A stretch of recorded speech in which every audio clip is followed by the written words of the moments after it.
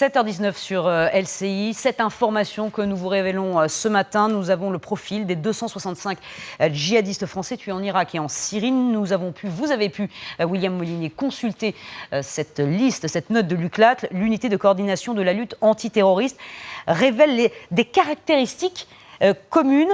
Et c'est pour ça que vous êtes là. D'abord, juste William, qu'est-ce que c'est que ce document? À quoi sert-il? Alors ce document, c'est une note confidentielle de l'UCLAT, l'unité de coordination de lutte antiterroriste. C'est une structure qui coordonne tous les services de renseignement. Note qui a été envoyée cet été à plusieurs services, plusieurs ministères, plusieurs préfets aussi de départements. C'est une note d'analyse pour éclairer les représentants de l'État sur le phénomène des djihadistes français. Cette note s'intéresse aux combattants français ou partis de France, c'est précis, est mort en Syrie ou en Irak après avoir rejoint les rangs de l'État islamiste. Les analyses de l'UCLAT se sont penchées sur les informations que les services avaient sur 265 individus, 265 Français. Sur tous ces Français, 257 sont des hommes, 8 sont des femmes. Attention, ce chiffre est à prendre avec précaution car c'est très difficile d'attester avec certitude que tous ces djihadistes sont bel et bien morts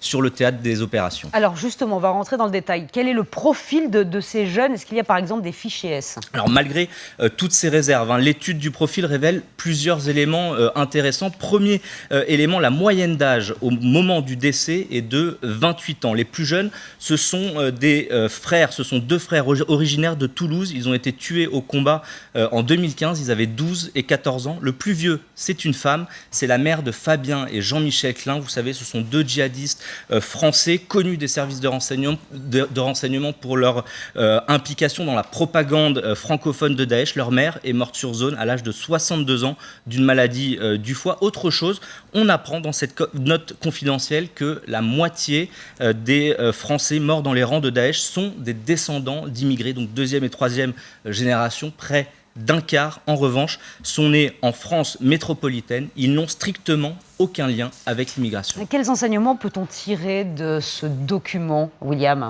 Alors c'est très difficile d'abord de dresser un profil type, mais on sait il y a des constantes qui reviennent dans le parcours de ces combattants.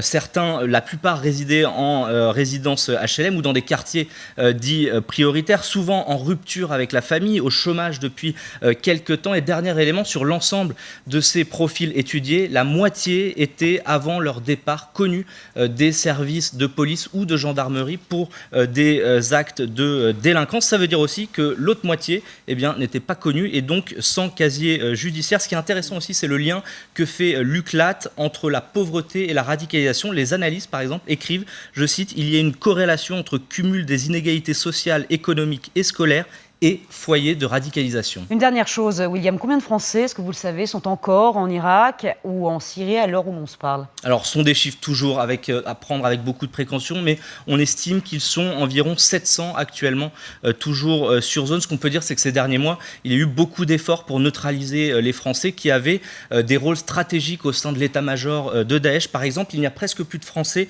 au sein de la cellule d'opération extérieure de Daesh. Vous savez, c'est celle qui a commandité et organisé les attentats du 13 novembre, mais il reste encore beaucoup de Français à la source de la propagande et ces propagandistes n'hésitent plus à avoir un rôle direct dans le passage à l'acte de radicaliser qui, eux, se trouvent en France. Voilà, William Molinier du service police-justice d'LCI qui est à l'origine donc de ces informations que nous vous donnons ce matin.